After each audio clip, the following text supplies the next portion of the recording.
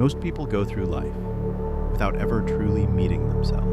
They're masks, identities shaped by family, culture, expectations. They say, "This is who I am," but underneath, something else stirs. A deeper voice, a presence we can feel, but not fully know. Carl Jung called this mystery the self, the totality of who we are, both conscious and unconscious. And to know yourself, truly, means to walk a path that few dare to take. A journey inward, to integrate the light and the shadow, the known and the forgotten. A journey inward, to integrate the light and the shadow, the known and the forgotten. Every person wears a mask. Jung called it the persona, the social face we show to the world. It allows us to function, to belong, to be accepted. But over time, the mask can begin to replace the person behind it. We start to confuse what we appear to be with who we actually are. The businessman, who becomes his job title, the artist, who becomes his audience, the parent, who becomes only a role. Jung warned that this is where neurosis often begins, when we mistake the persona for the self. To know yourself, you must first learn to remove the mask and face what lies beneath. Beneath the persona lies the shadow, the sum of all we reject, deny, and repress. Our anger, our envy, our secret desires, our unlived potential. The shadow is not evil. It is raw energy, untamed and unconscious. To ignore it is to live half a life. To face it is to reclaim your wholeness.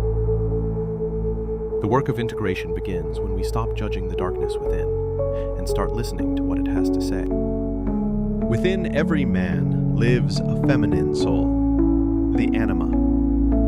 Within every woman, a masculine spirit, the animus. These are not gendered traits, but archetypal forces within the psyche. They represent the bridge between the conscious mind and the deeper self. When we ignore them, we project them onto others, falling in love with what we lack.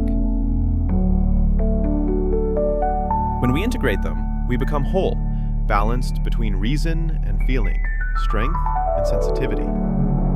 Jung called this union the sacred marriage within, the reconciliation of opposites. Individuation is not self-improvement. It is not becoming better. It is becoming real. It means confronting the unconscious, integrating its contents, and allowing the self to emerge naturally.